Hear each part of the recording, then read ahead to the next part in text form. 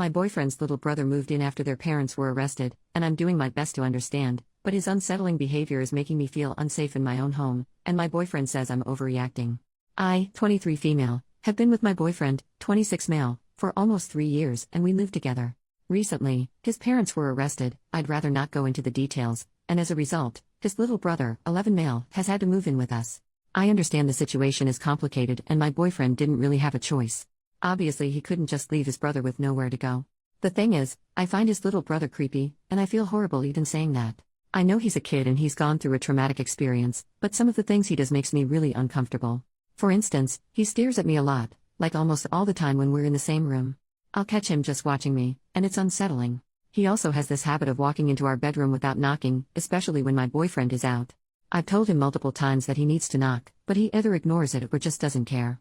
He will shower and use the bathroom with the door wide open, clearly so everyone can see him when walking past. Even though I have told him he needs to keep the door closed when he's in there. One time, I had just gotten out of the shower and was in my towel when I walked into the bedroom, and he was just standing there, staring at me.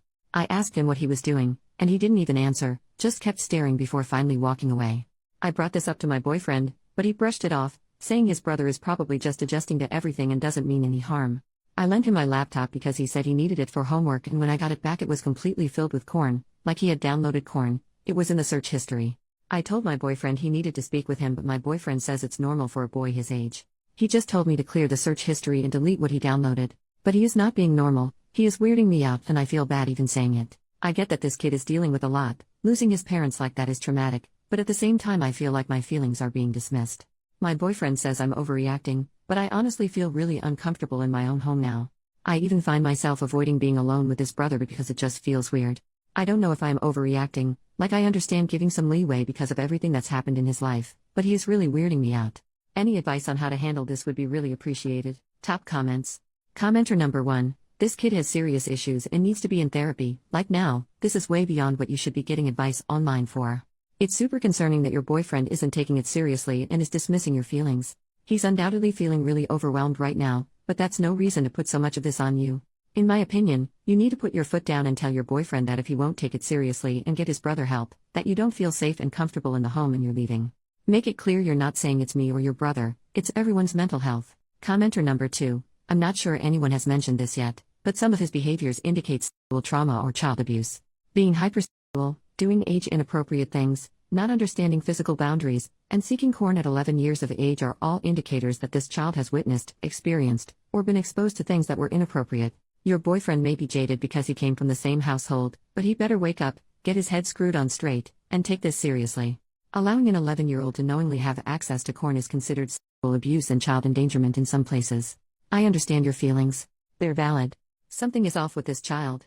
However, before you jump straight to fearing him, try to put his behavior into perspective and look at things from a different point of view. Your boyfriend took guardianship of him. He needs to start acting like a guardian and start talking to his brother like an adult talks to a child. This child needs boundaries, and he needs to know that his behavior is unacceptable. Your boyfriend needs to tell him that when he uses the restroom or showers, the door remains closed. He needs to know it's unacceptable behavior to search for corn. If he can't be trusted with the computer, he will not be allowed to use the computer or will only be permitted to do so under one of your supervision. This child needs therapy as soon as possible. You and your boyfriend need guidance and assistance. If DCS or a similar agency is involved, reach out and ask for help for this child and ask what you can do to get him help. Update 6 weeks later. Hiya guys, I wanted to give you all an update on my post. First and foremost, thank you all for sending me the love, advice and well wishes.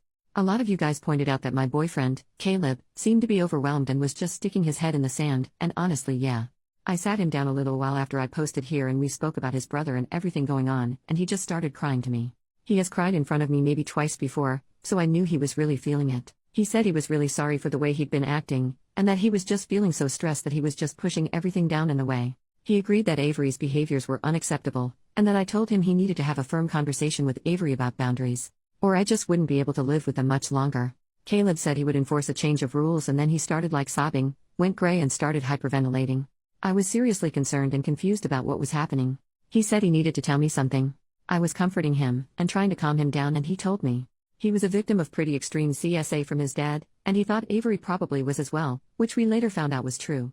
That explained a lot, why Avery had no awareness of boundaries, why he was displaying these weirdly sexual behaviors, why we had such low contact with his parents before all this. But I met his parents, met them multiple times. Yeah, we had low contact with them, but I met them. I had been to their house. They just seemed like normal people, nice people. They weren't creepy, or scary or weird. I was really shocked at everything Caleb told me. Caleb had been hiding it for so many years and he felt so ashamed that he hadn't reported it sooner. He said he was really hoping that the abuse hadn't also happened to Avery, and so I think he was trying so hard to ignore any signs that he had. He said he felt responsible because he never reported his dad, which meant the abuse could continue. But I told him none of this was his fault. He has no blame in him being abused or Avery being abused. We sought advice on what to do. We reported what Caleb had said to the police and to social services. Both Avery and Caleb were interviewed, but we haven't heard much back from the police about anything that might happen next.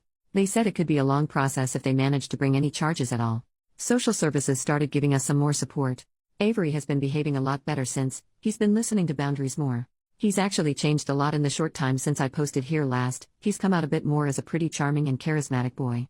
Even though if I'm totally honest he's still a little weird, but maybe that's to be expected after having the life he had. I got him into Scouts and he's made a pack of really close friends, who have even come over a few times. He's been getting on well with school, although they said he's only on KS1 level work, but I'm sure he'll catch up in time. And even if not, it's not the end of the world. Thank you all again.